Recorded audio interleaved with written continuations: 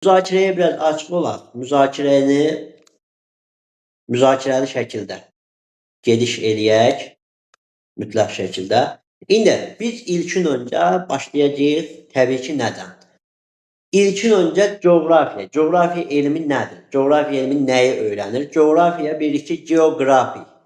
Əslində geo yer, qrafiya yazıram, qeyd götürəm, məlumat toplayıram. Yəni yer haqqında məlumat toplamaq, qeyd götürmək, yeri yazmaq, məlumatlandırmaq formasında işlənir coğrafiya sözü. Coğrafiya ümumi şəkildə ilkin yaranan hissəsi coğrafiyanın fiziki olubdur. Yəni coğrafiya iki yerə bölünür. Bir, fiziki coğrafiya, iki, iqtisadi coğrafiya. Fiziki coğrafiya ilkin dönəmdə meydana gələndir. Sonraki dönəmdə meydana gələn iqtisadi coğrafiyadır. İqtisadi coğrafiya 1760-cı ildə Rus alimi Lomonosov tərəfindən elmə gətirilibdir və burada biz baxacağıq fiziki coğrafiya, iqtisadi coğrafiya proseslərində ilk növbədə xarakter anlayışına. Xarakter. Baxın, bəlkə də aramızdan bilənlər var. İqtisadi coğrafiyanın ilkin xarakteri nə ola bilər? Sualını versək, ümumi şəkildə hər hansısa bir fikri irəli sürə bilərsiniz. Məsəl üçün, coğrafiyanın ümumi şəkildə, coğrafiyanın ilkin xarakteri nə ola bilərdi? Bəlkə hər hansısa biriniz müzakirədə iştirak etmək istəyirsiniz, ağlınızda qalanlardan. Ölkələr və onların iqtisadi inkişafını demək olar. Ölkələr və onların. İndi bir şey, biz elə bir xarakter seçməliyik ki, o xarakter coğrafiyanın qədim dövründən bu günə kimi onu əhatə edə bilsin. Ölkələr sonradan yaranan anlayışdır və coğrafiyada bir o qədər tam əhatə etməyəcək. Yaxşı. Məşğuliyyətləri olar. Yox. Gəlin mən sizə bunu deyim. Coğrafiyanın iki dənə xarakteri olacaq. Biri təsvir etmə xarakteridir. Həmişə coğrafiyada, istər fiziki coğrafiyada, istər iqtisadi coğrafiyada təsvir etmə xarakteri özünü göstərir. Yəni, coğrafiyanı təsvirsiz fikirləşmək mümkünsüzdür. Məsəl üçün, biz deyirik ki, hər hansısa bir iqtisadi prosesdə sənaye, bir dənə sənaye zavodun yanması. İqtisadi prosesdə, iqtisadi coğrafiyada bir hadisədir da. Sənaye, zavod sistemi iqtisadi coğrafiyaya aid bir prosesdir. İqtisadi coğrafiyada baş verən bir fəlakət. Zavodun yanması. Baxın, orada ilkin olaraq biz nəyi nəzərdə keçirməliyik? Biz nəyə diqqət eləməliyik? Diqqət eləməliyik olduğumuz proseslərdən biri odur ki, demək, coğrafiyanın xarakteri prosesində təsvir etmə xarakteri ilk insanın yaranmasından bu günümüzə kimi özünü saxlayır. Məsəl üçün, inkişaf mərhələlərindən söhbət gedir. Heç coğrafiya elmi hələ bir elm kimi meydana çıxmamışdan əvvəl inkişaf prosesində onun təsvir etmə xarakteri var idi. Necə var idi? Məsələn, insandır, özünü artıq anlamağa başlayandan o ətraf aləmi dərk etməyə başlayır. Ətraf aləmi hər hansısa daş üzərinə cızmağa başlayır. Yəni, təsvir etmə prosesini başladır həmən bu insan. Ona görə deyir ki, coğrafiya elmi təsvir etmə xarakteri ilə başlayıb. Təsvir etmə başlayır və coğrafiya ortaya çıxacaq. Ona görə deyir, təsvir etmə həmişə var. İstər müasir dövrdə olsun, istər sonraki dövrdə. Bax, bugünkü gündə demək olar ki, dünyanın 80%-nin kəşf olunubdur. Əgər bir 20% kəşf olunmuş torpaq varsa, bu torpaqlar yenə də kəşf olunanda birinci həmən torpağın təsvirini verir coğrafiya elmi. Birinci oranı təsvir edir, görüntü yaradır, nədir? Sonra ora haqqında müəyyən işlər aparmağa başlayır. O qədim dövrdə ilkin xarakter təsviri xarakteri daşıyıb. Çünki nə görsə qeyd götürürdülər, şəklini çəkirdilər. Məsəl üçün yazı ilə onun forması haqqında bir təsvir verirdilər. Təsvir deyən zaman qətiyyən şey başa düşməyin həmişə. Məsəl üçün tutaq ki, deyirəm ki, burada Şahanə müəllimə də qoşuldu. Aha, burada deyirəm ki, Zəhra müəllimənin təsviri. Düzdür? Zəhra müəllimənin təsviri deyən zaman biz sırf başa düşməməliyik ki, Zəhra müəlliməni görürük, o şəkildə təsviri. Xeyr, qətiyyən. Təsvir deyəndə vizual şəkildə də görünə bilər. Bir də tutaq ki, Zəhra müəlliməni haqqında dərsə girməzdən əvvəl kimsə Ehtiram müəllimə məlumat verib Zəhra müəllimə haqqında. Əslində həmin adam Zəhra müəlliməni sözləri ilə təsvir etmiş olur. Yəni sözlərlə də təsvir etmə mümkündür. O dövrdə də ilkin insanlar şəkil çəkə bilənlər şəkil formasında təsvir verirdi.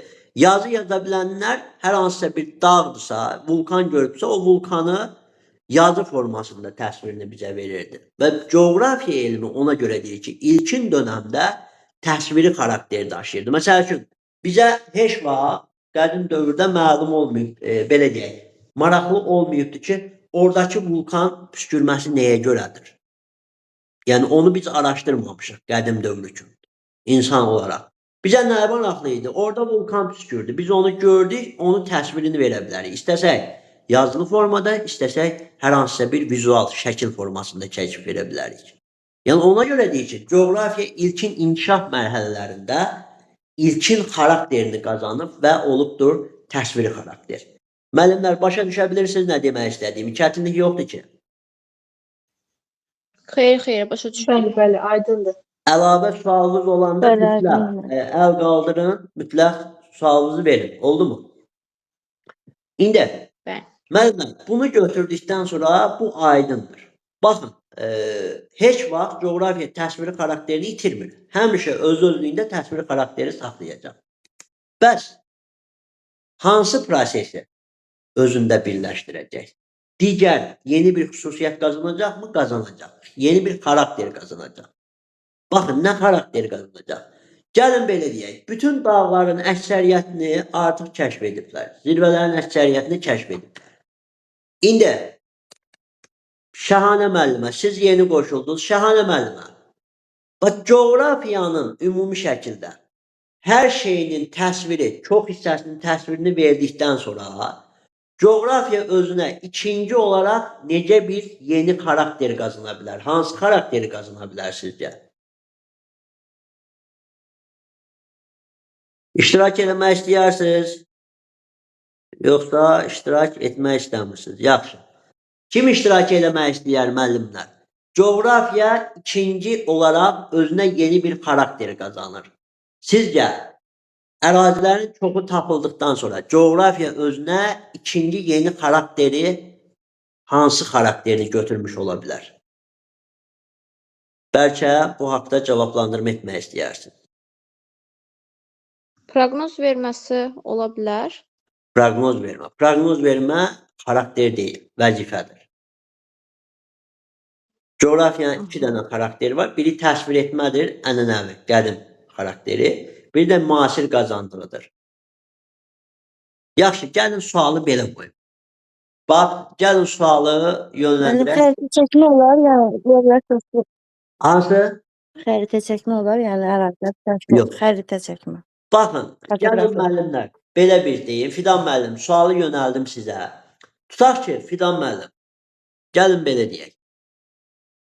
Ətrafınızda, tutaq ki, universitetdəsiniz, ətrafınızda bütün insanları artıq görmüsünüz, belə vizual şəkildə tanıyırsınız. İkinci olaraq o insanda, artıq bu təsvir etmə xarakterini bitirmişsiniz. İkinci olaraq o insanlarda sizi nə cəlb edə bilər? Sizdə hansı maraq yarana bilər o insanlara qarşı məsəl üçün? Məlumat toplama. Araşdırma Xalq ola görür. bilərmi? Məlumat toplama. Ha. Yəni, həmən insanı təhlil etmək. Düzdür? Bax, Gəlin belə deyək, coğrafiya elmidir, bütün sahələri tapıb, yəni bütün çox hissəni kəşf edibdir. Kəşf edib qurtarıbdır və ətrafında demək olar ki, kəşf etmədiyi az yer qalıbdır da. Siz bunu kəşf etdikdən sonra, vizual təsvirini verdikdən sonra sizdə maraq yaranır. Yaxşı, biz tapdıq. Bəs bu dağ necə yaranmışdır? Biz o dağın necə yarandığının təhlilini aparmağa başlayırıq. Baxın, fikir verin. Təhlilini aparmağa başlayırıq artıq o dağın yaranma təhlilini. Ona görə deyir ki, mütləq şəkildə ilkin təsviri xarakterini qazandıqdan sonra, müasir dövrə kimi o çox hissələri təsvir etdikdən sonra özünə yeni bir sahə, xarakter yaradır. O da təhlil etmə xarakteridir. Öyrənməyə ehtiyac duyur artıq. Həmən hadisənin sürüşmə idi, əvvəl baxırdı sürüşmədir. Hə, təsvir elədim. İndi amma coğrafiya neyinir? O sürüşməni təhlil etməyə başlayır ki, o necə baş veribdir? Orada nə baş verir ki, o sürüşmə oldu? Orada məsəl üçün vulkan püskürdü. Niyə vulkan püskürdü? O vulkan püskürməsi prosesi necə baş verir? Onun təhlil. Qarşısını almaq olurmu? Yoxsa almaq olmurmu? Və bunu təhlilini apar. Coğrafiyanın ikinci xarakteri və ona görə deyirik ki, təhlil etmə xarakteridir. Başa düşürük müəllim? Bəli. Çətin bir şey yoxdur ki, hamıya aydındır. Bəli, siz danışdıqca mən xatırlayıram. Son. İndi bəzi şeylər var ki, bunları məntiqi şəklə salacağıq. İndi təsvir etmə və təhlil etmə. Bax, bu xarakterləri götürdük. Bunlar ikisi. İndi bizə nə lazımdır? Bizə lazım olan proses keçidarıq coğrafiyanın vəzifələrinə. Görək bu coğrafiya öz-özlüyündə hansı vəzifələrdə var və o vəzifələr hardan çıxır? Bax, bu xarakterlərdən meydana gəlir. Bəli, bu xarakterlərdən onun vəzifələri meydana gələcək. Baxaq görək hansı vəzifələri. 5 dənə vəzifəni deyəcəyik və onları məntiqi ardıcıllıqla həm fiziki coğrafiyadan, həm iqtisadi coğrafiyadan nümunələr gətirəcəyik. Baxaq, birinci vəzifəmiz yeni obyektlərin layihələşməsi. Layihələşdirilməsi, qısa şəkildə yazdım. Layihələşdirilməsi. İkincisi, hələ təsvir etmə xarakterindən meydana gələn təsvir etmə vəzifəsidir.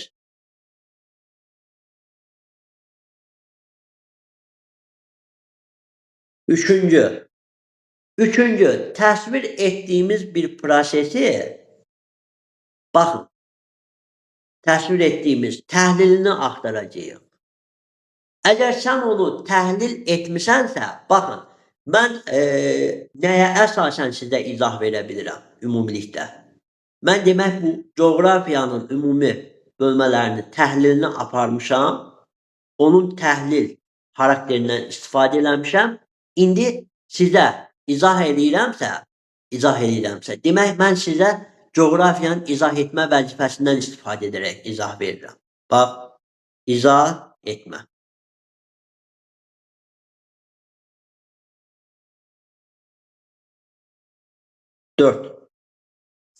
Amma izah verirəmsə, mən başdan sizi cəmləməliydim və mənim sizi, ümumi fikrinizi cəmləməyim, sizi müəyyən suallar yönəldərək beyninizi oyatmağa çalışmağım bu nədir? Mən idarəçilik, yəni coğrafiyanın idarəçilik vəzifəsindən istifadə edirəm. Və bunları indi coğrafi hadisələrə də aid edəcəyik. Desəz ki, müəllim, niyə bundan nümunə gətirirsiniz? Çünki mənim verdiyim hal-hazırda sizə mikro-hazırlıqda xidmət sektorudur. Xidmət sektoru da özü də iqtisadi coğrafiyanın bir qoludur. Yəni, burada apardığım izahın özü belə hələ coğrafiyanın vəzifələrindən birinə aiddir. Və mən indi dərsi təşkil etməyim əslində idarə olunma prosesidir. Baxın. İdarə.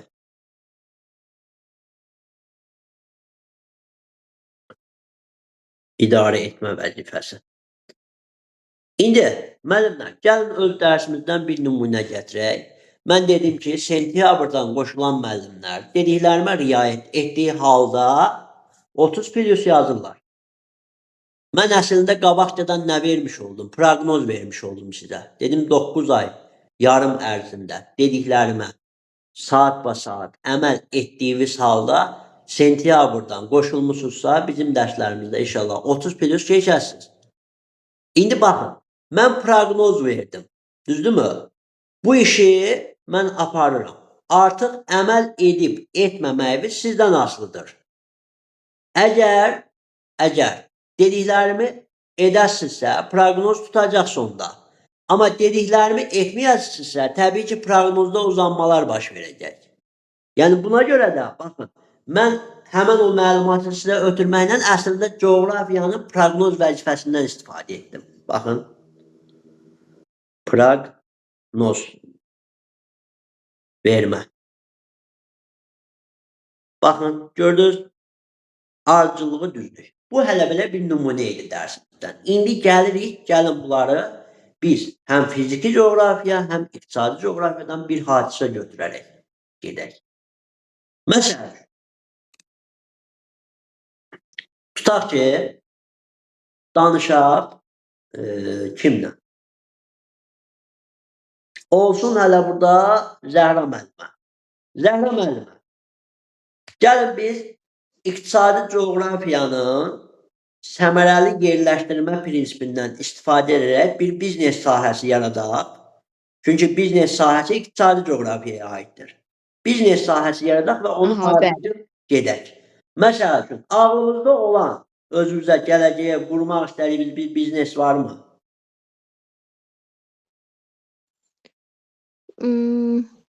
Belə xüsusi yox, olsun bir coffee shop olsun.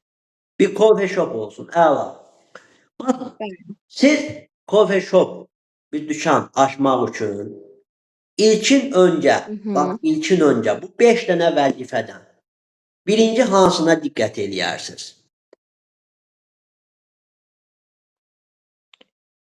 Bircə saniyə baxım. İdarə etmə. İdarə etməyə. Bax, Bəli. indi mən sizin Amma yeni obyektlərin layihələşdirilməsi də ola bilər. Yəni çünki yeni bir yeri qurulursa, harada tikilməli olduğu. Gəlin belə deyək, müəllimə. Yeni bir obyekt qurursunuzsa, onu qurmamış idarə etmə verə bilməzsiniz. Gərək qurasınız, düzdür?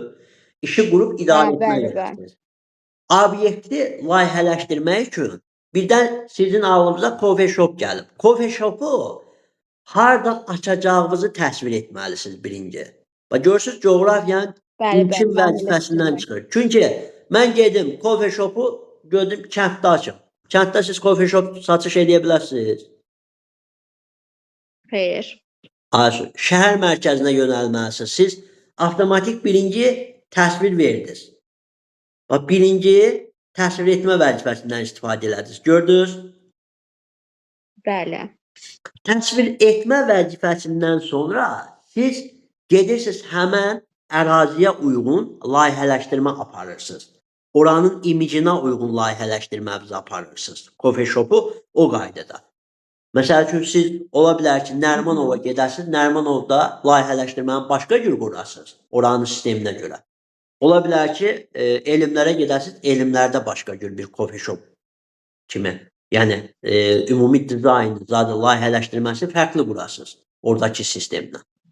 Bax, ona görə deyirsiniz, təsvir etməni verdikdən sonra, mən o obyektin yeri seçildikdən sonra başlayıram həmən açacağım yeni obyekti layihələşdirməyə. Düzdür? Bəli, bəli. Baxın indi təsvir etdim, yeni obyektimi layihələşdirdim. Obyekti qurdum. Obyekti qurandan sonra mütləq ona kim lazımdır? İşçi. İşçidən ən birinci. İdarə edici. İdarə etmə. Sizin özünüz. İdarə edici. Düzdür? Bəli. Bax, əslində təsvir edəndə hələ ki o sizin götürdüyünüz bir xəyal idi. Hələ siz orada bir xəyal ürününü yerinə yetirməyə çalışırdınız, düzdür? Artıq onu yerinə Bəli, yetirdikdən bəli. sonra siz mütləq idarəçiyə çevrilirsiniz. Bax, yeni obyektinizin layihəsini hazırladınız, tikdir, artıq idarə etməyə başlayırsınız. Baxın, siz əgər buranı idarə edirsinizsə, coffee shop'u açırsınızsa, demək ki, bundan məlumatlısınız. Demək ki, bunu coğrafiyanın təhlil etmə vəzifəsindən istifadə edərək bu prosesi, bu peşəni təhlil etmisiniz. Bu biznes sahəsini, düzdür? Bəli.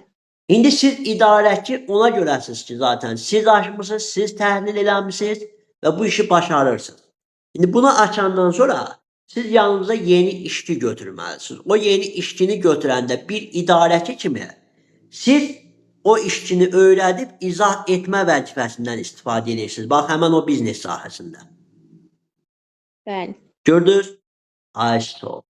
Hər şeyi qurdunuz, sistem gedir, müdiriyyət heyətsiniz, işçilərimiz var.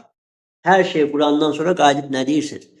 Proqnoz verirsiniz. Deyirsiniz ki, mən əgər demək bunu 18 saat işlətsəm və 1 il ərzində buradan hər ayım üçün 1000 manat qazanc götürəcəm.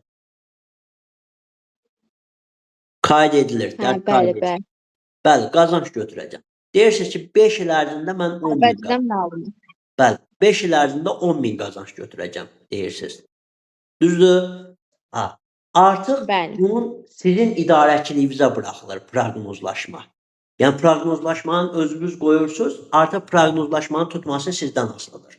Məsəl üçün siz əgər proqnozu qoyduğunuz kimi vaxtında aparırsınızsa proqnoz tutacaq. 5 il sonra həqiqətən də oradan bir 10 min qazanc götürəsiniz. Amma yox, bu günləri məsəl üçün 18 saat işlətməli idim.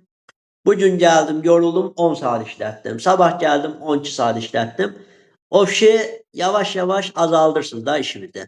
Avtomatik sizin proqnoz neyniyəcək? İşə yaramayacaq. Yəni 5 il sonra sən 10 mini qazanman mümkün deyil. Çünki həmən dediyin idarə etmənin zadı əlva aldıqdan sonra həmən dediyin proqnozu verdin işi qurandan sonra. O proqnozda riayət eləmirsən sən.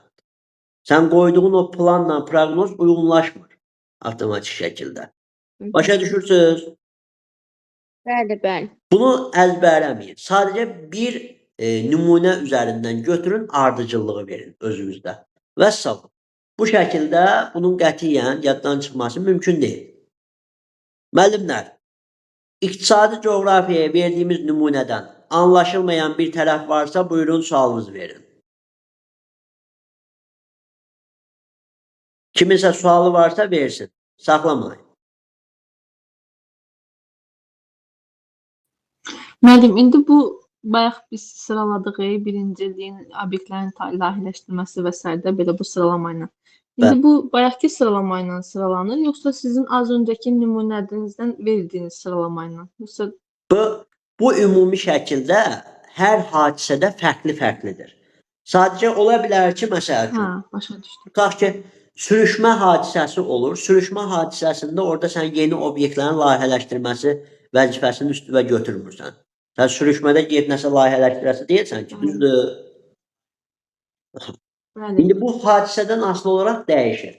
Amma əsasən, əsas gedişatı bu şəkildədir ki, təsvir edirsən, obyektləri layihələşdirirsən, idarə etməyə başlayırsan, idarəçisən deyə izah edirsən, izah edib işi bütövləşdirəndən sonra proqnoz verirsən. Aydındır? Bəli, başa düşdüm. Gəlin belə bir şey Çox sağ fikirləşək. olun. Gəlin belə bir şey fikirləşək. İşi qurmamışıq. Mən orada necə idarə apara bilərəm? Düzdür? Bəli. Məsəl üçün, gedib ərazini təsvir etməmişəm, ərazini almamışam. Qayıdıb deyirəm ki, mən Nərimanovda bu yerdə bunu açacağam. Axı mən təsvir etməmişəm heç oranı. Heç ora baxmamışam. Və heç ora uyğun deyil o iş üçün. Düzdür? Ya buna görə təsvir etmə öndə gedir. Yeni obyekti layihələşdirirsən, idarə edirsən, idarə edə bildiyin üçün. Zaten idarəni sən nəyə görə edirsən? İzah edə bilirsən deyə. Ondan sonra izah edib işçivi götürürsən, ondan sonra proqnozunu verirsən. Çünki biznes sahəsini qurmamısan, işçini ora təmin etməmisənsə, sən nə özündən oturub proqnoz verəsən? Heç nəyi qurmamısan, mən oturum deyim ki, sabahlan bir dənə kurs açıram, 5 ilə 10 min qazanc götürürəm. Qurmamışam axı. Düzdür? Bəli. Bu ardıcıllıqla baxırsınız. Sonra sürüşmə hadisəsini yəqin ki, çoxunuz bilirsiniz. Sürüşmə hadisəsi necə baş verirsə. Yenə də bilməsəz də bir nümunə gətirək. Baxın müəllimlər. Deyir ki, yamacı meyilli olan hissələrdə fikir verin bura. Yamacı meyilli olan bu hissədə, dağlıq ərazilərdə üst hissədə bax su keçirən suxur, burada su keçirən suxurdur. Alt hissədə isə su keçirməyən bərk suxur. Ardıcıl şəkildə yerləşirsə, yağış yağanda bax bu araya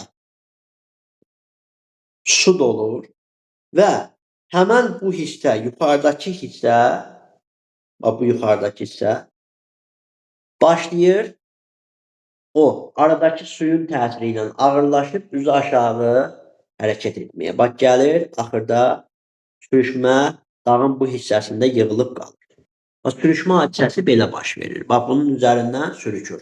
Çünki arada su var, üstəyə qatda su keçirən qat olub deyə ağırlaşıbdır. Və ağırlaşıb bu su keçirməyən, sürüşkən qat üzərində dayana bilmir. Sürükür aşağı doğru. İndi bunun qarşısını almaq üçün bəzi proseslərə baxacağıq. Yaxşı, burada indi nədən istifadə edəcək? Baxın, sürüşmə yerinə, qoy nümunələrlə gedək. Nümunəmizi aparaq. Şahanə müəllimə, iştirak eləyə bilirsiniz, bayaq da iştirak eləyənmədiniz. İştirak eləyənmirsiniz yəqin. Aha. Yaxşı, biz aparaq olsun Tərlan müəllimə ilə. Tərlan müəllimə, eşidirsiniz məni? Bax, sürüşmə hadisəsi yerinə sizi göndərir bir alim olaraq. Orada araşdırma aparasınız. İlk öncə bu vəzifələrdən hansını önə daşıyarsınız?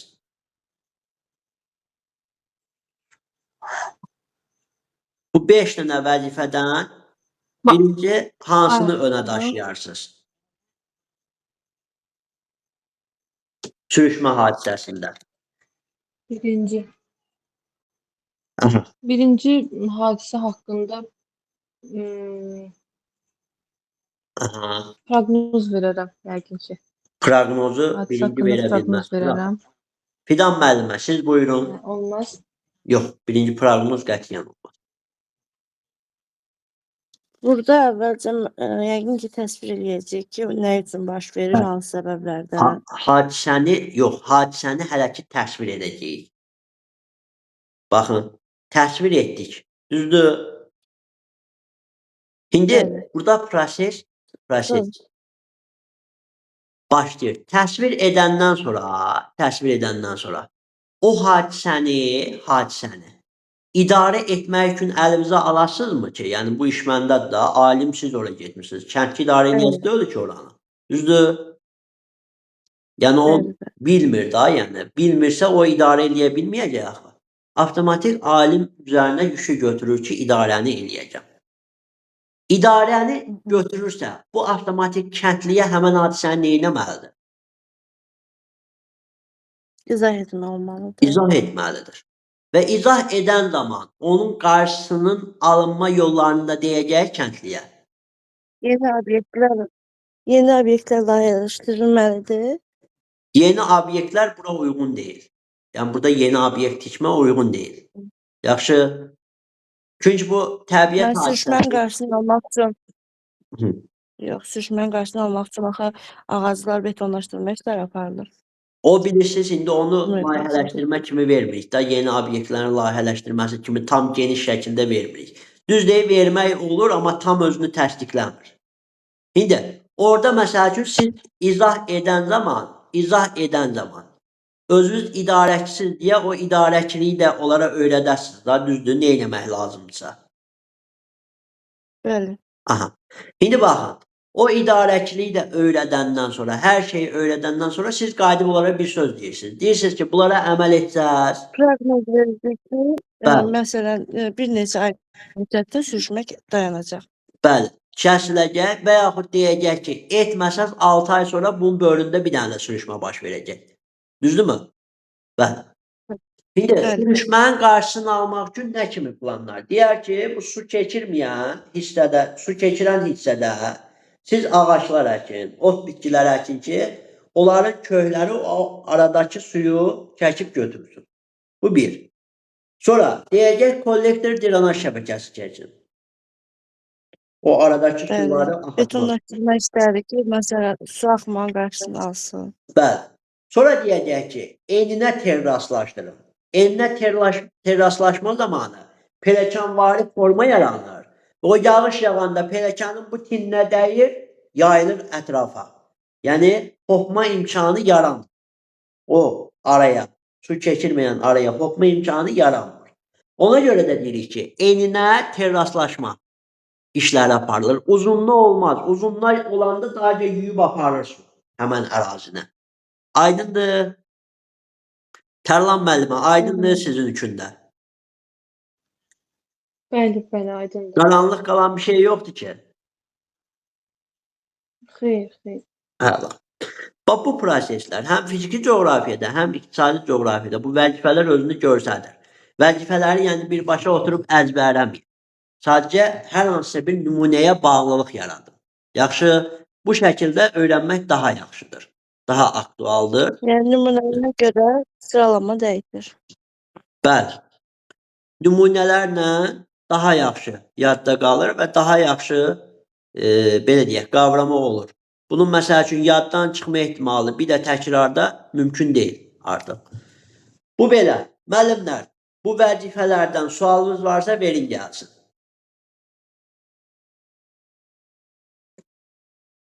Var vəzifələrdən sualınız? Yəqin ki, yox. Xeyr, yoxdur, mənim Əla. sualım yoxdur.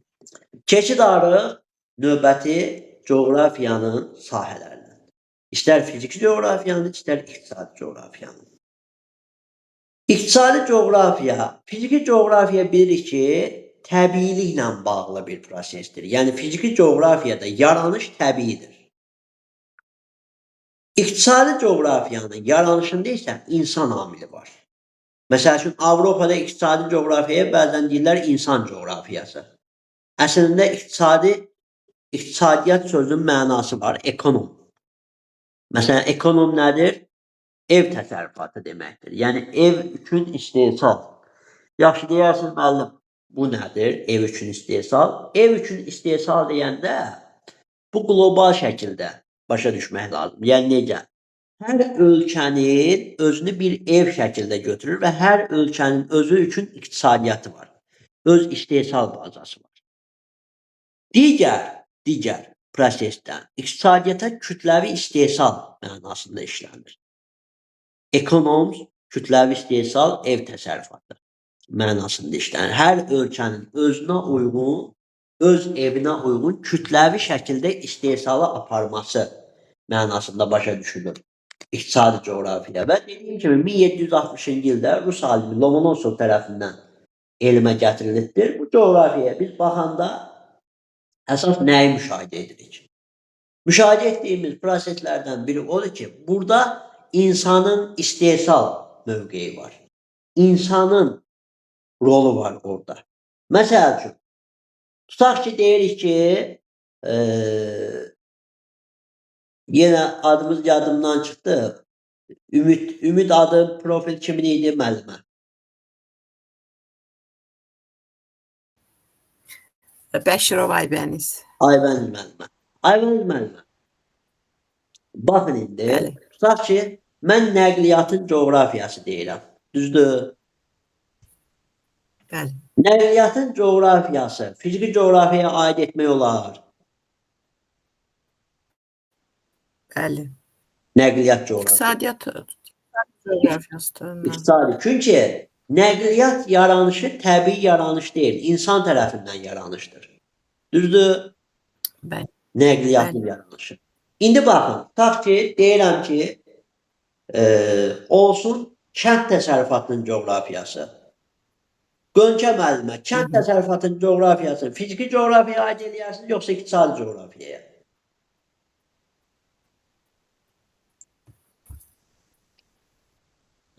Kənd Eşlədirsiniz, təsərrüfatda iqtisadi Gönçə coğrafiyaya müəllim. aiddir də. İqtisadi coğrafiyaya aiddir.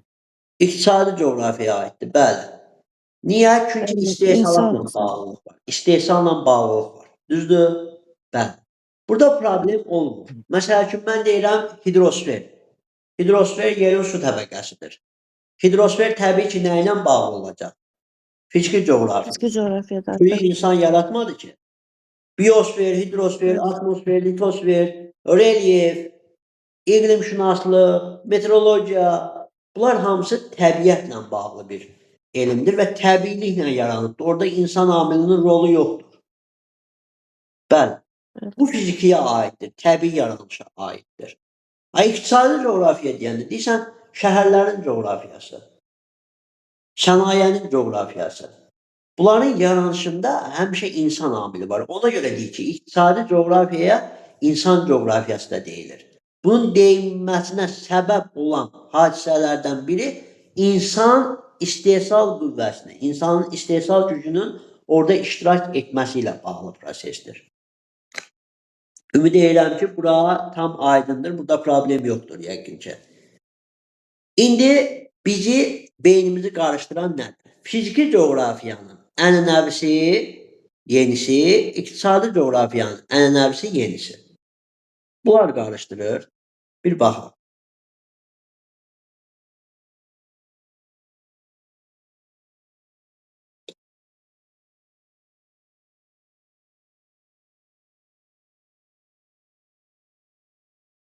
İndi baxın. Fiziki coğrafiyanın ənənəvisi köhnələri əhatə eləyir. Biz bunun ayrılma yönlərini əsas götürüb başa düşməliyik. Görək ayrılma prosesini necə edək ki, məntiqi yadımızda qalsın bu proses. Məsəl üçün, bu hadisəyə toxunaq. Tutaq ki, belə deyək, biz dedik ki, biosfer, canlı aləm. 2 dənə sahə deyəcəm və onlara toxunaq. Bir deyirəm biosfer, deyirsiniz ki, müəllim canlı aləm, canlı təbəqə. Deyirəm, hara aiddir? Deyirsiniz fiziki coğrafiyaya. Fiziki coğrafiyanın ənənəvisidir, yoxsa müasir? Yəni yenisi. Təbii ki, ənənəvisi. Çünki biosfer, canlı aləm indi yaranmayıb ki, canlı aləm hələ geniş şəkildə yaranması geoloji eramıza düşür da, geoloji dövrə düşür. Geoloji dövrdə yaranmışsa, bu ilkin yaranışını gör, nə vaxta gedib çıxır. Çox qədim sahədir. Düzdür? Yəni, sonradan biosfer sözündə elmə gəlməsi, ümumi canlı aləmin elmə gəlməsi də qədim dövrə gedir çıxır və buna görə də biz deyirik ki, hə, bu ənənəvidir. Bir də deyirik ki, ekologiya. Ekologiya son dövrlər ərzində çirklənmə nəticəsində meydana çıxıb.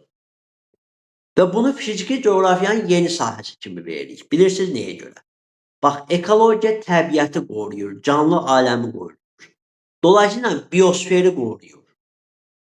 Baxın, fiziki coğrafiyanın ənənəvi sahəsi üzərində iş aparırıqsa, bu fiziki coğrafiyanın yenisi olur. Məsələn, dediyimiz ekologiya, o bax, biosferi qoruyur. Biosferdəki komponentləri, kompleksləri qoruyur. Heyvanını qoruyur, meşəsini qoruyur, suyunu qoruyur, çayını qoruyur. Bax, canlı aləmə aid olan proseslər üzərində iş aparıbdır və yaxud hidrosferə aid olan proseslər. Yəni, fiziki coğrafiyanın ənənəvi sahəsi, köhnə sahələri üzərində iş aparıb, yeni bir sahə yaratmışıqsa, buna deyirik ki, biz artıq fiziki coğrafiyanın yeni sahəsidir. Başa düşürsünüz nə demək istədiyimi müəllimlər? Bəli. Bəli. Qaranlıq bir şey qalmayıb ki. Xeyr. Xeyr. Qaranlıq nəsə olanda sualınızı verin. Çəkinməyin. Çalışdığım qədər vaxt ayıracağım. Ondan narahat olmayın. Sadəcə sualınızı verin. Nəyisə başa düşmədiniz, o dəqiqə verin. Əlinizi qaldırın, deyin ki, müəllim, mən bu hissəni başa düşmədim. Çünki bu nümunəni bu şəkildə çəkirəm. Ola bilər ki, başa düşmürsünüz, sizə başqa nümunə ilə verəcəm. Bu öz yerində. Keçid arıq müəllimlər. Digər sahələrə. Məsəl üçün, riyazi statistik sahəsi var. Coğrafiyanın. Bunu biz fiziki coğrafiyanın ümumi riyazi statistik fiziki coğrafiyanın yeni sahəsi kimi veririk. Desəz ki, nəyə görə? Hesablama işlərinə görə. Deyirsiniz ki, müəllim, iqtisadi coğrafiyada hesablama yoxdurmu? Yəni, iqtisadi coğrafiyanın şəhərlərdə zaten hesablama yoxdurmu? O qədər yox. Bax, fiziki coğrafiyaya baxırıq, relyefin hündürlüyünü, gölə baxırıq, gölün sahəsini, dərinliyini, çayın uzunluğunu. Bəli. Şəlalələrin hündürlüyünü, zirvənin hündürlüyünü, meyilliliyini, hamısını tapırıq. Yəni, fiziki coğrafiyada biz riyazi proseslərdən istifadə edərək o fiziki coğrafiyanın ənənəvi sahəsi üzərində ölçmə işlərini çox aparırıq. Çox apardığımıza görə deyirik ki, riyazi statistik coğrafiya bizdə aid edilir fiziki coğrafiyanın yeni sahəsi kimi. Fikir verin. İqtisadi coğrafiyada da. Yəni, həm də iqtisadiyyat edilir. Bəli, Riyazi riyazi coğrafiya məncə həm fiziki, həm də iqtisadiyyat edilir axı yenisi. yox. Fizikiyə, iqtisadiyə hər ikisinə aid eləyə bilməzsən. Burada üstünlük məsələsi var müəllimə. Məsəl üçün, iqtisadi coğrafiyada bunun azlığı Fiziki var. coğrafiyada daha çox edilir. Bəli. Qlobal hansında təşkil edirsə, üstünlük hansına təşkil edirsə, gedir ona. Yaxşı. Belə. Məsəl üçün Onda yəqin yanlış hatırlayıram. biz məsəl üçün iqtisadi coğrafiyada sən görənməzsən ki, hansısa ölkənin sərhəddinin uzunluğunu versin xəritə üzərində. Düzdür? Qeyd etmir də. Amma get fiziki coğrafiyanın axtar Evet. dağların hündürlüklərinə kimi veribdir. Düzdürmü? Zirvələrin Evet. hündürlüklərinə kimi. Bəzən gölün sahələrinə kimi verir. Bəli. Buna görə deyirik ki, hə, onda daha çoxdur deyə riyazi statistik. Yaxşımı? Sonra iqtisadi coğrafiyanı Evet. bilirsiniz. Məsəl üçün, iqtisadi coğrafiyada sənaye coğrafiyası var. Sizcə sənaye coğrafiyası, bax bunu verək bu sualı. Bu sualı verək. Aha. Demək, Zəhra xanım, bu sualı istəyirsiniz sizlə gedək. Buyurun, bəli. Baxın, sənaye coğrafiyası deyirik. Sizcə sənaye coğrafiyası iqtisadinin ənənəvisi olar yoxsa yenisi? Ənənəvi sahə. Ənənəvi sahə. Nəyə əsasən ənənəvi deyirsiniz? Bəli. Çünki onun üzərində iş aparmaq mümkün olardı ərazi planlaşdırılması üzrə. İndi onun üzərində iş Şəhərdə aparmaq şeylərin olar. yerləşdirilməsi, Sadəcə sənaye bunun sahələrinin ənənəvi- yerləşdirilməsi. Bunun ənənəvi olması nə ilə bağlıdır? Uzun zamana gedib çıxması ilə bağlı bir prosesdir. Məsəl üçün, siz sənayeyə baxanda Aha, bəli. hələ sənaye çevrilişi 18-ci əsrin sonunda 1784-cü ildə buxar mühərrikləri ilə baş verir. Hələ bizdən bir 2 Bəli, ildən çox, yəni 2 əsr yarım çox uzaqda yerləşir. Bir də sənaye prosesi tək buxar mühərriklərindən bağlı deyildi. Bax, sənayedə bir var zavod sistemi, bir də var manufaktura sistemi. Biz bunlardan danışacağıq iqtisadi coğrafiyada. Ona görə indidən biraz məlumat verirəm ki, beynimiz oyansın. Ora çatanda artıq buraları birləşdirəcəyik.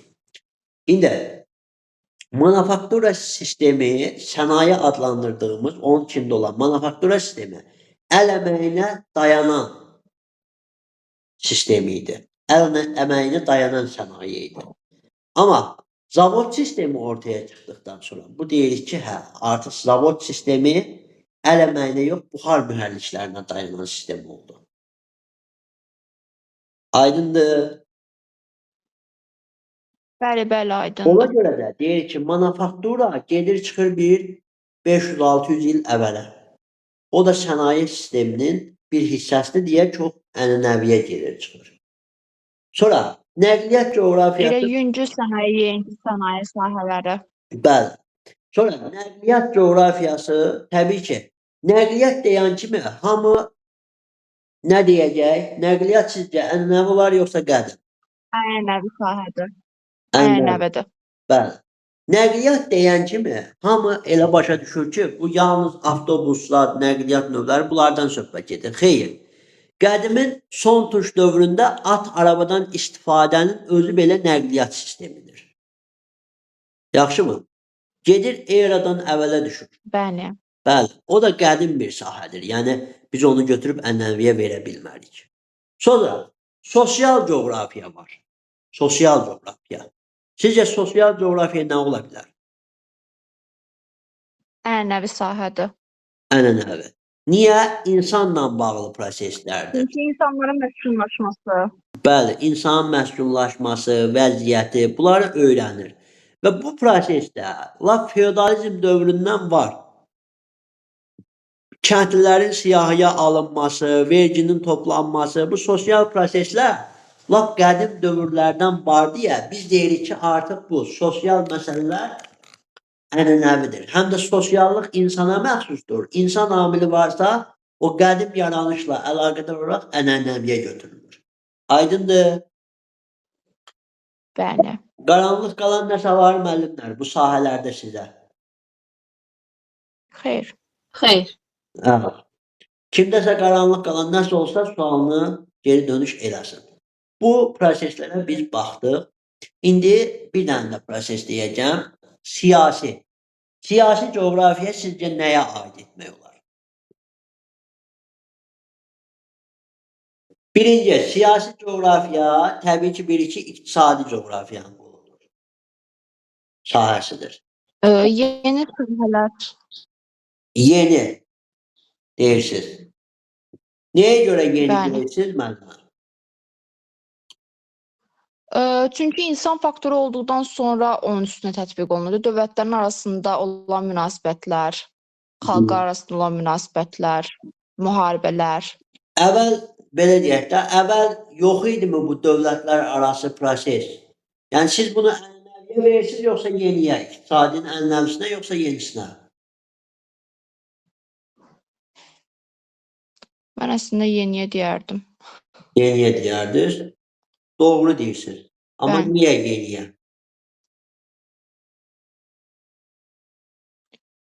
Bir dəqiqə.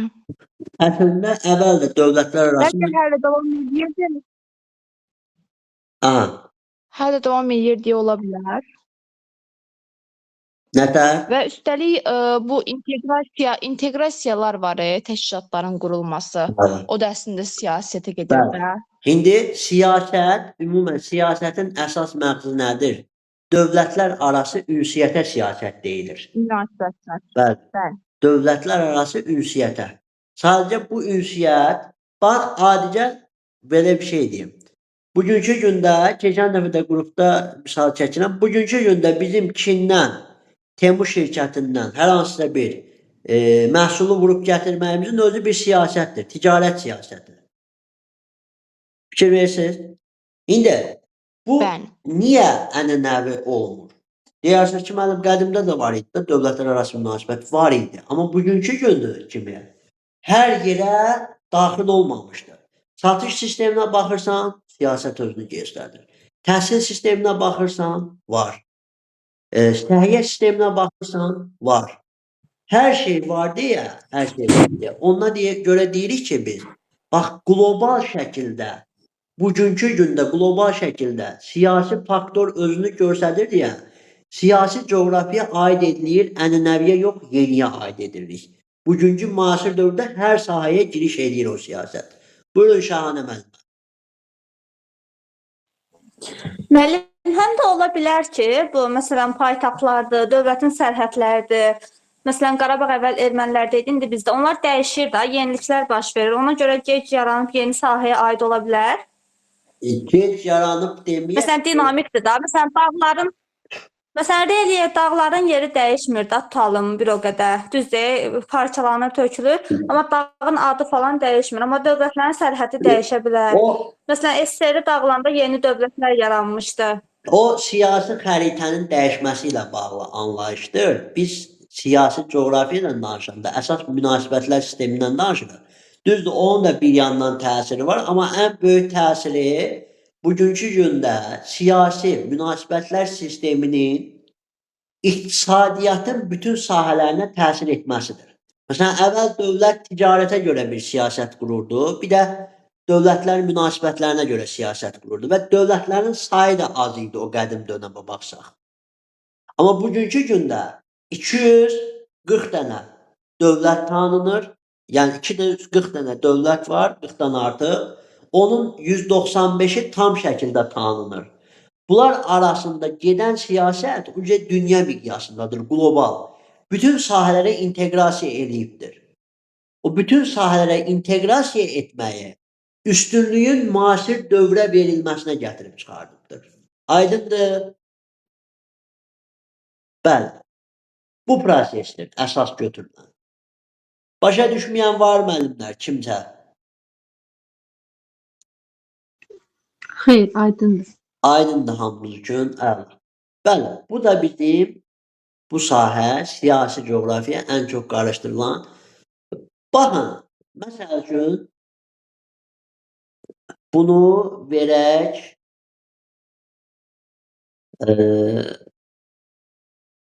demək. Aybəniz müəllimə. Aybəniz müəllimə. Burada indi bir prosesə baxaq. Eşidirsiniz məni? Belə bir Bəli. plan var. Belə bir yəni xüsusiyyət var. Nədir o? Deyir ki, bizə qayıdıb. Ərazi planlaşdırması.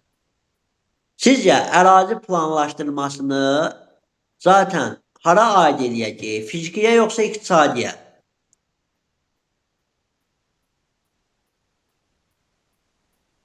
Ərazi planlaşmasını. İqtisadi. Bəli, İqtisadi. İqtisadi. iqtisadi. Coğrafiya. Bəli. Sizcə iqtisadi coğrafiyanın yenisi yoxsa ənənəvisi? Ənənəvisi. Ənənəvisi deyirsiniz. Baxın müəllimlər, belə deyək. Birinci növbədə ərazi planlaşmasını nəyə görə bura verdik? Aha. İndi müəllimə verəcəm sizə də söz. Baxın, ərazi sözü ümumi şəkildə insan tərəfindən yaradılan bir şeydir. Təbiət özü hələ təbiəti yaradıb birbaşa. Dili. Onun əraziyə bölgüsü zadı olmayıbdır. Əraziyə bölgü insan tərəfindən verilib. Ona görə iqtisadiyyə verdik. İndi bunu ənənəvi deyə bilmərik. Niyə?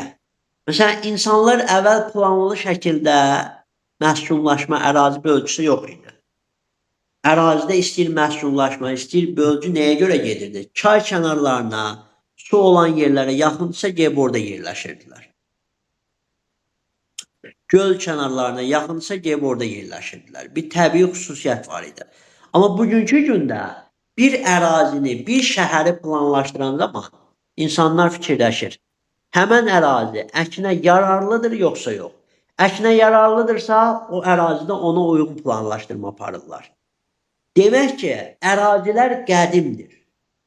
Amma ərazi üzərində planlaşdırma işləri bugünkü müasir dövrə uyğunlaşır. Məsələn, şəhər planlaşmasının özünü dedik. Şəhərlər gedir 3500 il əvvələ. Orta Tunca gedib çıxır. Amma gəl ki, müasir dövrdə şəhər planlaşdırmasına baxanda artıq şəhərlər əvvəlki kimi yol kənarları ilə zadla salınmırdı. İndiki dövrdə şəhərlər daha çox harda salınır? Baxırsan ki, o binalar da çoxlu binalar. Baxırsan ki, hansı ərazi əkinə yararsızdır, orada gedir əkir. Şəhər tikir. Çünki deyir ki, o əkinə yararlı ərazi qalsın. Qalsın lazım olacaq. Aydındır müəllimə. Nə demək istədiyim? Ona görə bax burada yeni sahəyə daxil eləyirik. Deyirik ki, ərazilər qədimdir, amma onun planlaşdırması bu günümüzə aiddir. Aydındır, Aybəniz müəllim. Bəli. Yaddan Bəli. çıxmaz ki, İnşallah çıxmaz. İnşallah. İndi keçid alırıq digər bir prosesə. Nədir o prosesimiz? Demək, bizdə GIS deyilən bir sahə var. Coğrafi informasiya sistemləri. İndi bu coğrafi informasiya sistemləri deyiləndə bu iki cür yazılır. Bəzən müəllimlər qarışdırırlar. Bax, bir var GIS kimi yazılır. Bir də var bu şəkildə. Bu nədir? Geographic Information System. İngilis dilində yazılışıdır. Bu da bizim dildə coğrafi informasiya sistemləri. Yəni ikisi də eyni şeydir. Bunu qarışdırmaq lazım deyil. Yaxşı, GIS-in mənası nə deməkdir? Açılışı. GIS deyir ki, coğrafi məlumatları toplayıram, toplayıb saxlayıram. Toplanmış məlumatların hamısı mənə lazım olmaya bilər. Onları mən seçirəm. Seçdikdən sonra deyir, başlayıram onları emal etməyə. Emal etmək hazır məhsuldur. Yəni mən onu deyir ki, ya elektron xəritəyə, ya da elektron sxemlərə çevirirəm.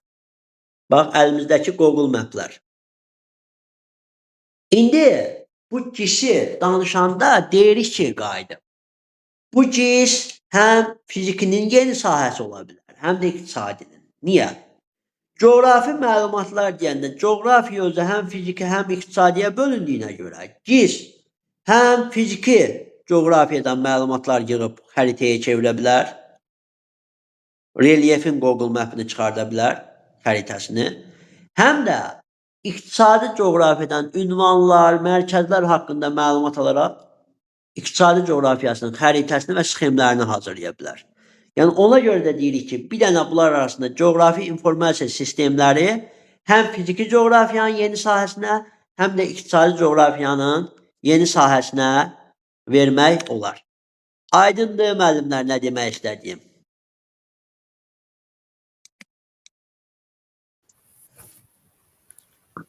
Bəli. Bir Bəli. problem yoxdur ki, eşkəsdə. Xeyr. Xeyr, yox, xeyr. Bəli. Bu da bizim həmən o ənənəvi yeni sahələr. Onlar da oxuyarsınız. Yenə də başa düşmədiyiniz nə olsa verdiyimiz testlərin üzərində gedəcəyik bir daha. Əgər hər hansısa bir anlayış olmayıbsa fərqli bir yolla, bənzətmələrlə izahı davam etdirəcəyik. Keçid alırıq növbəti izahımıza. Növbəti izahımız nə olacaq? Tədqiqat metodlarımız. Yeni tədqiqat metodları problem deyil. Onları hamı başa düşür. Məsəl üçün, yeni tədqiqat metodları, tutaq ki, deyirik, aerokosmik metod. Məsələn, aerokosmik metod deyəndə nə başa düşürük? Avtomatik şəkildə peyçdən, dronlar vasitəsilə zadla çəkilən yerin şəkilləri. Yəni, o dronlar vasitəsilə, peyçlər vasitəsilə şəkillər çəkilir, yerin o hissəsi haqqında məlumat toplanır. Zaten bu metodlarda məlumat toplayıcı metodlardır. Məsəl üçün, yerin modelləşməsi. Məsələn, yerin forması, kiçildilmiş forması kürə, globus. Yeri modelləşdirdim. Modelləşdirən zaman məlumat aldım, əsasları çıxartdım, ən əsasları qeyd elədim. Görürsünüz, yenə də məlumat topladım. Bəli. Aerokosmik metod. Məsələn, GIS-in özü də bir metoddur. Coğrafi informasiya sistemləri. Məlumatları toplayır, saxlayır, seçir, emal edir. Bax, seçir, yığır, məlumat yığır. Məlumat yığırsa o məlumat toplayır da coğrafiyadan. İstər iqtisadi olsun, istər fiziki coğrafiya olsun. Məlumat toplayırsa, demək bu da bir yeni sahə kimi çıxış edir. Bunlarda problem yoxdur. Yeni sahəni görən kimi bilirlər söhbət nədən gedir. Bizə ənənəvi proseslərdə 4 dənə sahədən danışacağıq. Onlar arasında fərqi anladacağıq. Baxaq görək, oradakı əsas fərqlər nədir? Bax, metodlarımızda hansı ki, bu dövrdə elektron alətlər olmadan, daha çox sadə alətlərlə məlumatların toplanması prosesi gedirdi. Və bu dövrdə 4 dənə ənənəvi tədqiqat metodundan istifadə edilibdir. 1. Kartografik. 2. müqayisə.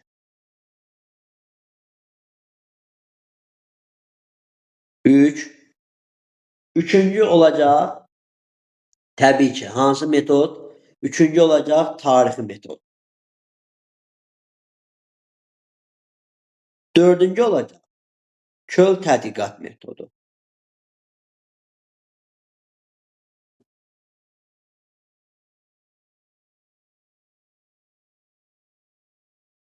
İndi baxaq görək burada nələr. Bax, kartoqrafik metodla müqayisə metodu. Bunlar hər ikisi də müqayisədir. Müqayisə. Bəs bu ortaq cəhətdir ki, bunların hər ikisində də müqayisə var. Bəs fərqlilik nədən ibarətdir? Kartoqrafiya elmi xəritə çəkməklə məşğul olan elmdir. Məsəl üçün götürürsünüz dünyanın təbii zonalarının xəritəsini, götürürsünüz dünyanın iqtisadi xəritəsini, bir-biri ilə fərqli oxşar cəhətlərini müqayisə edirsiniz kartoqrafik metodda. Kartoqrafik metoddur. Müxtəlif məzmunlu, müxtəlif miqyaslı, müxtəlif xüsusiyyətə malik olan xəritələrdə bir-biri arasında aparır. Yəni, müqayisə aparır. Müqayisə deyəndə fərqlilik başa düşülmür. Müqayisə həm oxşarlıq, həm fərqlilik. Bunlar başa düşülür. Yəni, bunu da yaddan çıxartmayaq. Yəni, müqayisə deyən kimi avtomatik fərqliliğini axtarmırıq. Həm oxşarları var, həm fərqliləri. Onlar axtarır. Bax, ona görə kartoqrafik metod, müqayisə metodu olub, bir neçə xəritədən ümumi şəkildə məlumatların toplanmasını, yəni fərqli və oxşar məlumatların toplanmasını əhatə edir. Müqayisə metodu necədir? Məsələn, yer kürəsində obyektlər üzərində müqayisə aparsan, oxşar fərqli cəhətlərində. Məsəl üçün, tutaq ki, biri dağdır, biri dərədir. Dağla dərənin oxşar və fərqli cəhətlərini deyir, müqayisəsini apar. Burada artıq müqayisə metodudur. Bəli. Bu, müqayisə metodu. Yəni, hər hansısa bir obyekt üzərində. 2 obyekt, 3 obyekt və ya 5 obyekt üzərində gedə bilər. Oxşar fərqli cəhətlər. Bu öz yerində. Tarixi metod nədir? Tarixi metod misal çəkək.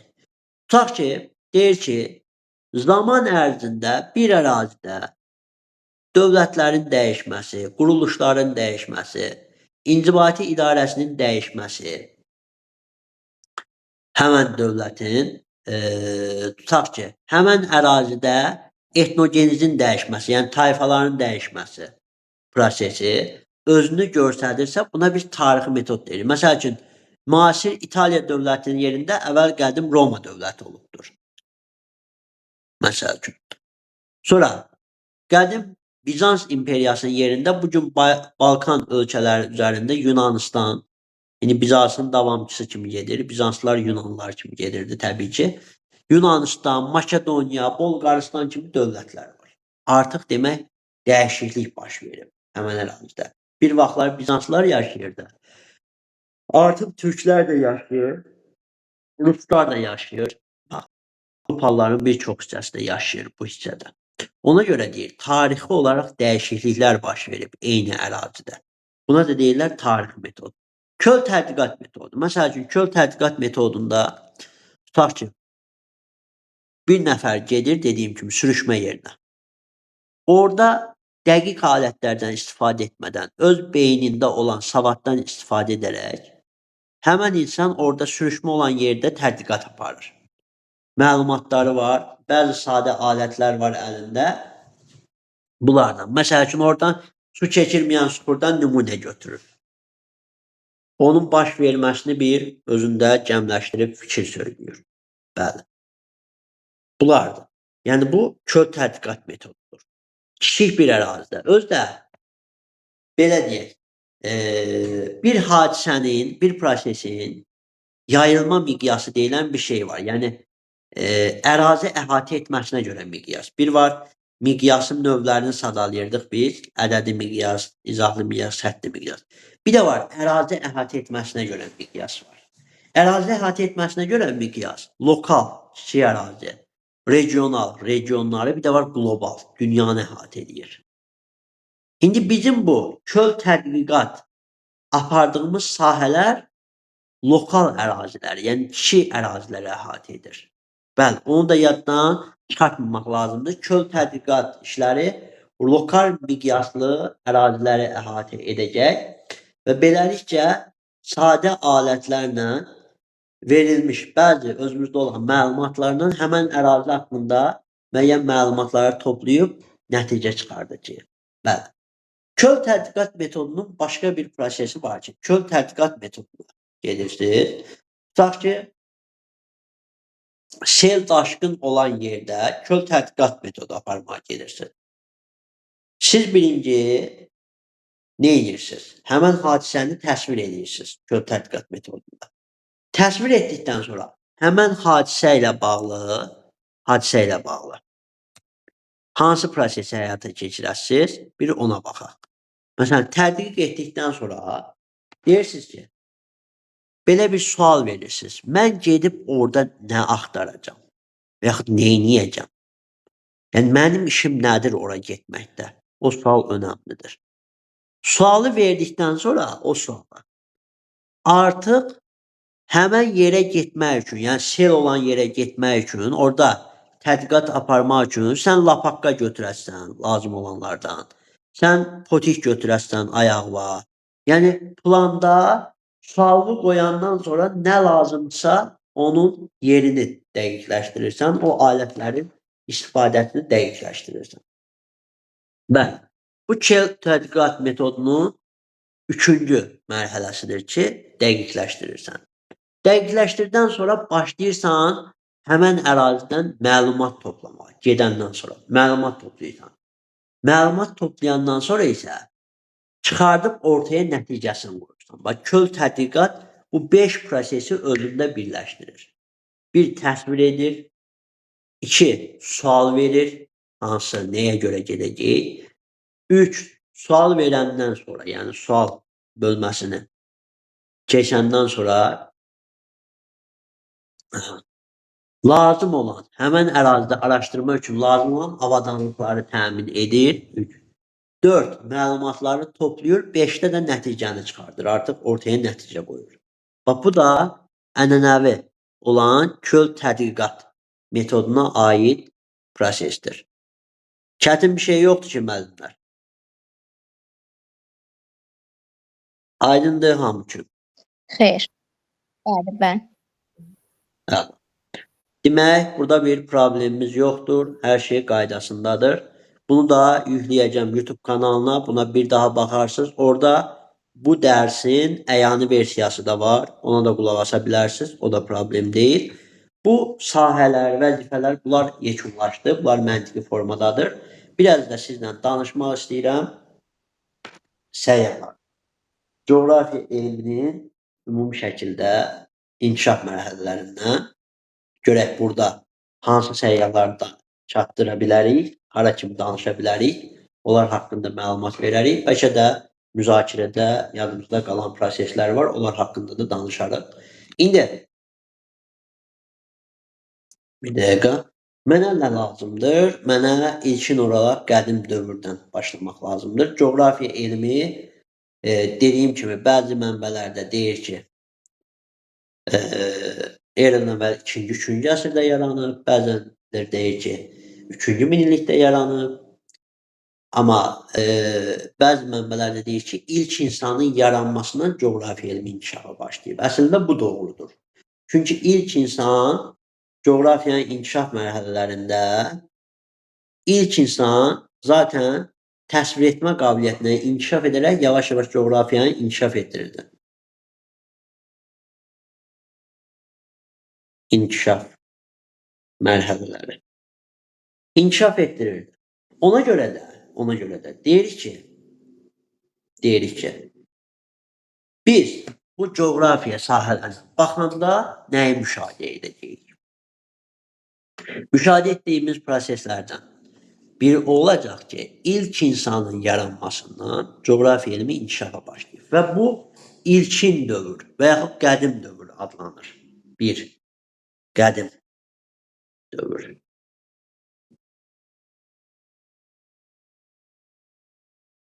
Qədim dövr adlanır. Qədim dövr ilk insan yaranmasından ilk insan bizim eranın 5-ci əsrinə qədər davam etmiş dövrdür və bu qədim dövrdə baş verən hadisələr nədən ibarətdir? Biz bir ona da baxaq. Demək, qədim dövr haqqında danışsaq, birinci, ən önəmli şəxslərdən biri Pifaqorun adını çəkməliyik. Sadəcə yerin kürə formasında olduğunu nəzəri söyləyən şəxs. Bəli. Pifaqordan sonra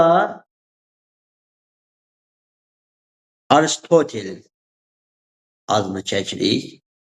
Məsəl üçün, Pifaqor eradan əvvəl 7-ci, 6-cı əsrlərdə yaşayıb, Aristotel 5-4-cü əsrlərdə yaşayıb. Aristotel yerin kürə formasında olduğunu demişdi və təsdiqlənmişdi. Necə təsdiqlənmişdi? Aydın teorisi ilə. O deyirdi ki, əgər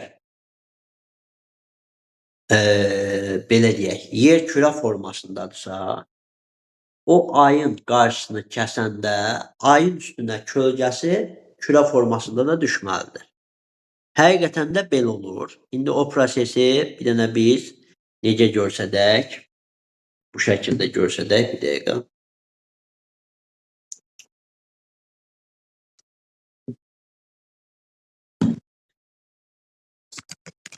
İndi mən işığı yandırmışam. Baxın, lövhəyə işıq yansıması düşür. İndi baxın, bu işıq planşet günəş işığıdır. Günəş işığı. İndi fikir verin. Bura aydır. Günəş işığı ayı vuranda ay başlayır işıqlanmağa. Əgər onun ortasına yer girirsə, baxın, yerin forması nə gördüsə, ayın üzərinə də o formada düşməyə başlayır. Baxın, mənim əlim düz formadadırsa, günəşin qarşısını kəsən kimi ayın üzərinə də o formada düşməyə başlayır. Baxın. Görə bilirsiniz. Bax, fikir verin. Baxın. Nə formada desəm, o formada düşür. Yəni, əlimi mən nə formada görsətsəm, o düşmə prosesi də ona görə dəyişir. Ona görə deyir ki, ayın üzərinə əgər kürə formada düşürdüsə, demək, həqiqətən də yer kürə imiş. Bax, bunu əsaslandırırdı, bunu deyirdi. Çətin bir şey yoxdur ki, müəllimələr. Hələ ki. Aha. Başa düşürük də bu prosesi. Burada çətinimiz yoxdur. Əla. İndi bunu verdik. Keçid alırıq digər alimlərimizə. Digər alimlərimizdən biri Eratosfen idi. Coğrafiyanın atası adlanan şəxs. Ölçülər vermişdi və onun verdiyi ölçü nə idi? Meridian çevrəsinin ölçüsünü günəşin düşmə bucağı ilə hesablanmışdır. Meridianlar yarım çevrədir. 2 dənə yarım çevrə birləşib meridian çevrəsini yaradırdı. Bu meridian çevrəsinin günəşin düşmə bucağına əsasən hesablanmışdır.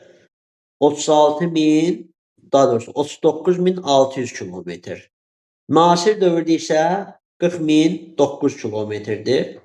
Cəmi o dövrdə sadə alətlərlə 409 kilometr bir sərfliyə yol verilmişdi. Yəni, bu da çox böyük bir uğurdur ki, heç bir elektron alət olmadan sən yəni bu boyda hesablamanı aparmışsan və demək olar ki, yaxın bir ölçü almışsan təqribi şəkildə. Eratosfen ilk xəritə, ilk kitabın müəllifidir. Eratosfenin xəritəsində təbii ki, göstərilən ərazilər hansı ərazilər idi? Dediyimiz kimi baxaq.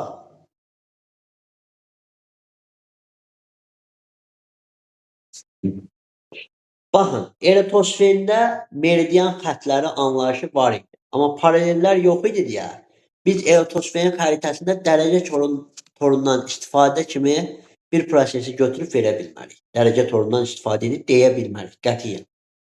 Eratosfen xəritəsində verirdi Afrikanın şimal hissəsini, Avropanın cənubunu, Aralıq dənizi adaları ilə bir yerdə. Qalib yarısı ki, müəllim, adaları ilə bir yerdə niyə dedir? Çünki biz Yunan tarixinə baxanda, Yunan tarixi gedir eradan əvvəl 3000-ci il azada çıxır. Orada Krit mədəniyyəti deyilən, bax bu Yunanlara məxsus Krit adası. Krit mədəniyyəti deyilən bir mədəniyyət formalaşmışdı. Təməl Krit mədəniyyəti qədimdən var. Yəni Krit adaları. Yəni Aralıq dənizində daxilindəki o Krit adalarıdır, Sardiniyadır, nə bilim Siciliyadır, Korsikadır. Bu adalarda ya Roma dövrünə gedib çıxır. Yəni ona görə də çox qədimdən var. Və Eratosfen artıq bir alim kimi dünyada olanda artıq bu adaların mövcudluğu var idi. Ona görə də bu adalar artıq qeydə alınmışdı. Avropanın cənubu, Afrikanın şimali, Aralıq dənizi və adaları, bir də Aralıq dənizinin bu şərq sahilləri. Türkiyə ərazisi, Livan, Suriya, İsrail əraziləri də təbii ki, bu xəritədə öz mövqeyini göstərirdi. Bu xəritəyə çəkilmişdir. Bəli, bu bizim Eratosfenlə bağlı fikirlərimiz. Eratosferdən sonra bizim eranın 2-ci əsrində ən əsas önəmli şəxs Ptolemeyin adını çəkirik. Ptolemey əslində bizim erada yaşayıb, qədim dövrə aiddir. O da xəritə hazırlamışdır. Sadəcə xəritəsində təbii ki, eradan əvvəl Eratosferin dövründə 3-cü əsrdən bizim eranın 2-ci əsrinə kimi 5 əsr keçib. Və bu 5 əsr ərzində bu qədim dünya adlandırdığımız, köhnə dünya adlandırdığımız Avropanın cənubu, baxın,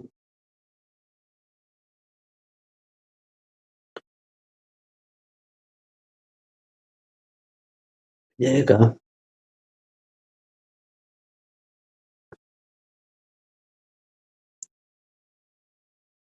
Hamı görə bilir müəllimə xəritədən.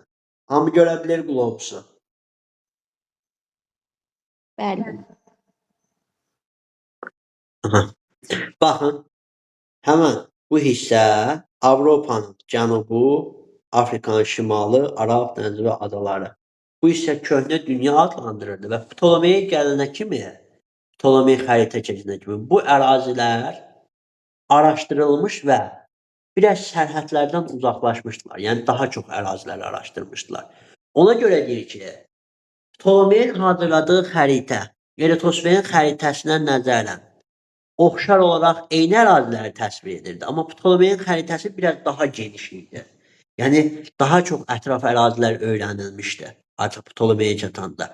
Və Ptolemeydə paralellərin tapılmasıyla da dərəcə torundan istifadə başlayır. Bəli, Eratosferdə meridianlar tapılmışdı. Ptolemeydə dərəcə toru olması üçün meridian və paralellər olmalıdır.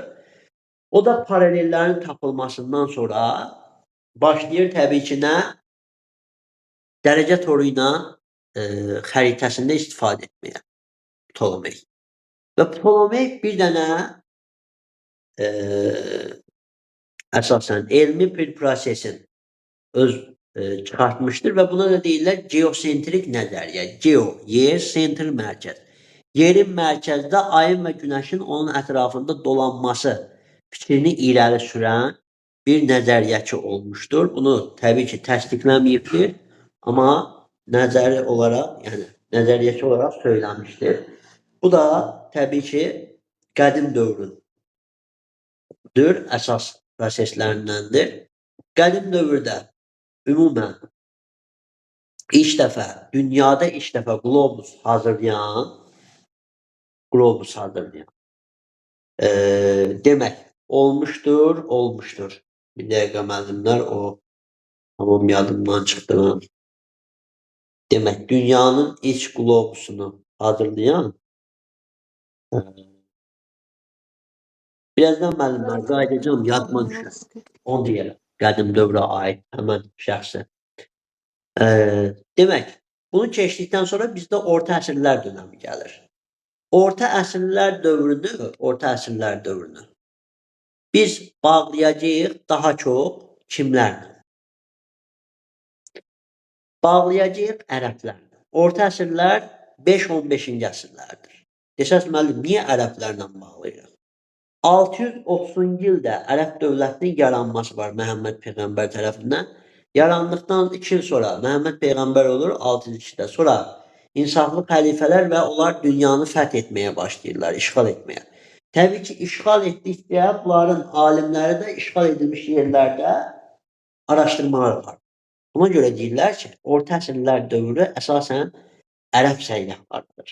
Amma burada ərəb səyyahlarının adını çox çəkmir, əsasən türk səyyahlarının adını çəkir. Məsəl üçün, Əbu Reyhan Əl-Biruni Səmərqənd, Buxara şəhərlərində yaşamış və elmi tədqiqat almışdır və ilk dəfə yerin gildən qlobusunu hazırlayan şəxs olubdur. Əbu Reyhan Əl-Biruni. Bəli. İkinci, Nəsrəddin Tusi. Nəsrəddin Tusi neynəmişdir? Ulduzlu səmanın qlobusunu hazırlamışdır. O ulduzlara görə, bürclərə görə yol hərəkət etmə qaydasına. Ulduzlu səmanın qlobusunu. Və o ulduzlu səmanın qlobusunu hazırlayır. Bunu da Hülakü xanın dəstəyi ilə eləmişdir və Hülakü xanın ona ən böyük verdiyi dəstək 1259-cu ildə Marağada tikilən rəsxətxana idi. O buna aid idi. Bəli. Sonra Marco Polo. Marco Polo Çindən İspaniyaya qədər uzanan İpək yolu haqqında məlumat vermişdi və İpək yolu üzərini gəzmişdir və gəzər zaman bütün ölkələrdən keçmişdir. Eyni zamanda Azərbaycandan da keçmişdir. Çünki İpək yolu Azərbaycandan da keçirdi. Bəli. İpək yolu haqqında məlumatda Marco Polo verdi. Yenə eyni zamanda Azərbaycan haqqında da məlumat olan Azərbaycana gələn səyyahdır. Bəli. Sonra orta əsrlər dönəmində Afanas Nikitinin adını çəkirik. Afanas Nikitin bu hissədə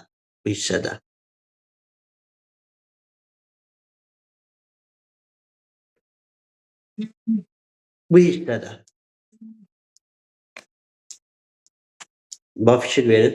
Rusiya ərazisindən Hindistana qədər olan əraziləri araşdırmışdı. Və o bura keçib gedən zaman Azərbaycan ərazisini keçib getmişdi. Deyərdiniz ki, müəllim, buranı keçib gedə bilməzdi. Burada Himalay dağları var idi deyə, o çətinlik yaradırdı, Himalay dağları. Ona görə Azərbaycan ərazisini keçib getmişdi. Yəni, Afanas Nikitin də orta əsrlərdə Azərbaycan ərazisində olan səyyahlardan biridir. Aydındır, müəllimlər. Bura qədər problem yoxdur ki.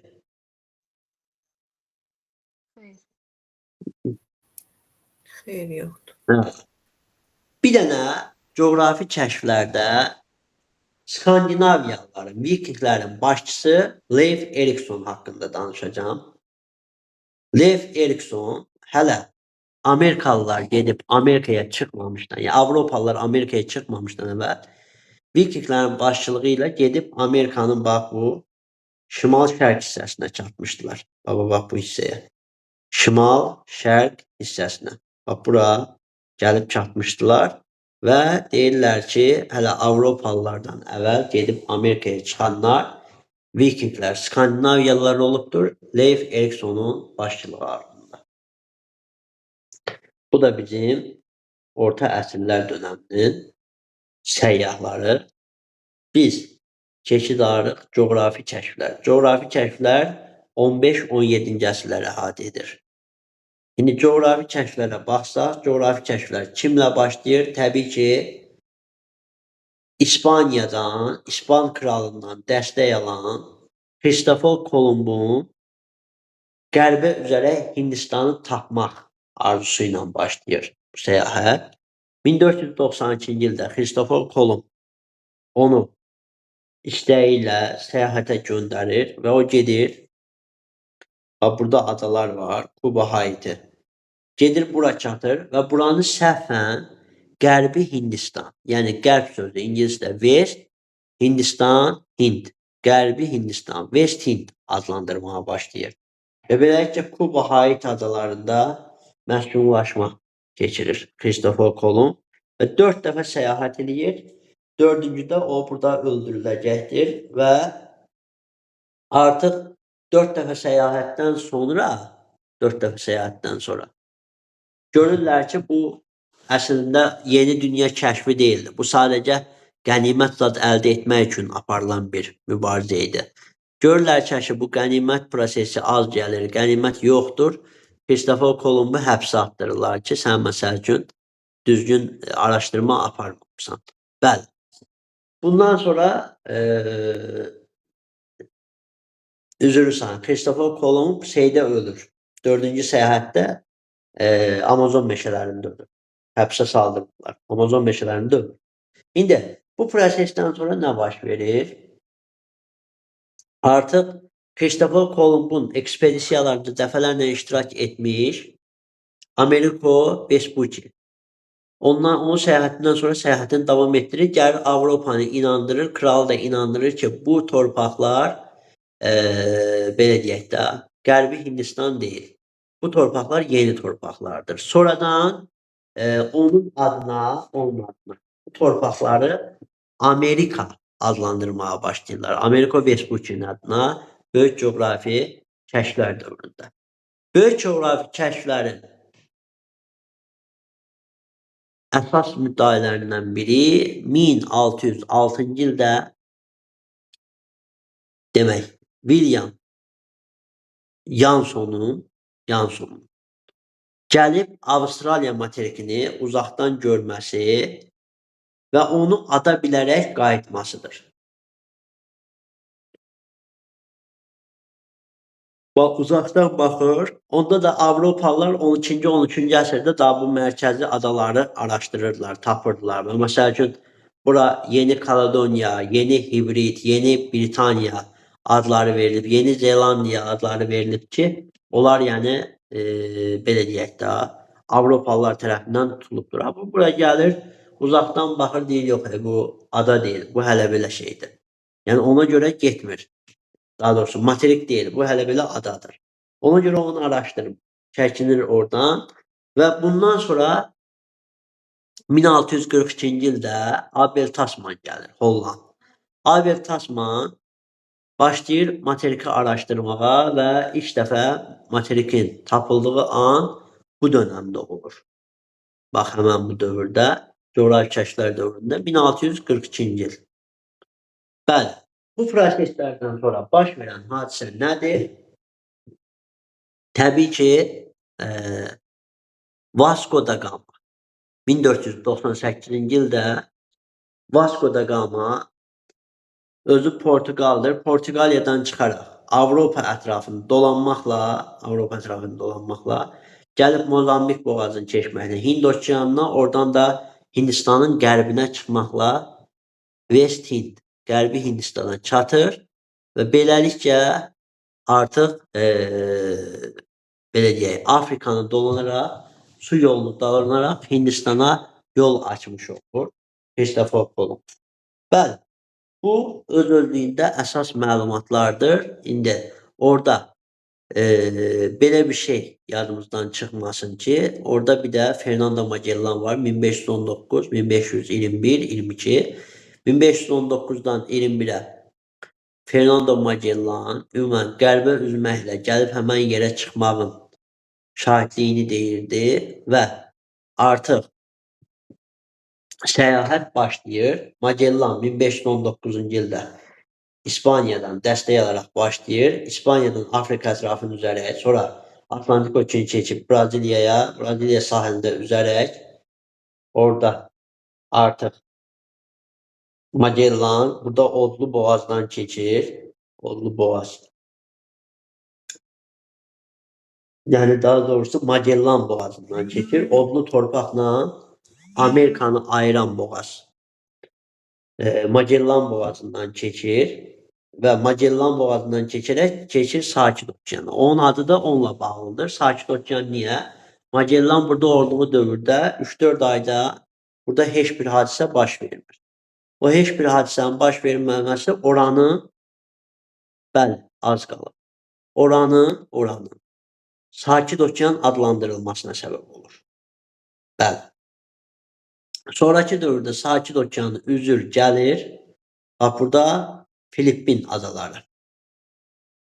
Filippin adalarına gəlir, çıxır. Filippin adalarında Magellan yerli tayfalarla münaqişədə öldürülür. Magellan öldürülür. Magellan'ın ekspedisiyanı onun daha doğrusu yanında olan Juan Elcano davam etdirir və beləliklə o Hind okeanına keçir. Oradan da Afrikanı dolanaraq gəlir İspaniyaya qayıda bilir. Və deyirlər ki, Magellanın səyahət etmədiyi okeanlar bir, səyahət etmədiyi Şimal Buzlu okeanıdır, bir də Hind okeanıdır. Çünki o Sakit okeanda ölür, Hind okeanına keçəndir. Hind okeanına keçən Juan Elcano olmuşdur. Bu da öz sırasında. Bəli. Bu da bizim coğrafi kəşflər dövrüdür. Müasir dövrü müəllimlər oxuyarsınız. İndi başardığım yerə qədər danışdım. Bu hissələr biraz əzbərçidir. Təbii ki, senin üzərində də gedəcəyik. Bəzi məntiqləri də verəcəm. Orada sual-cavab eləyəcəm. Bəzi məntiqləri də verəcəm. Bu belə. Müəllimlər, bugünkü danışdığımız dərsdən kiminsə əlavə nəsə sualı varmı?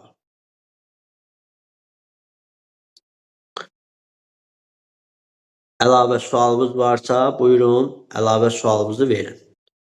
Bir 5 dəqiqə zaman ayıra bilərəm. Mən bir də qeyd edəməmişdim. Siz bayaq dediniz, yeni obyektlərin layihələşdirilməsi, təsvir etmə, vəzifəsi izah etmə, idarə etmə.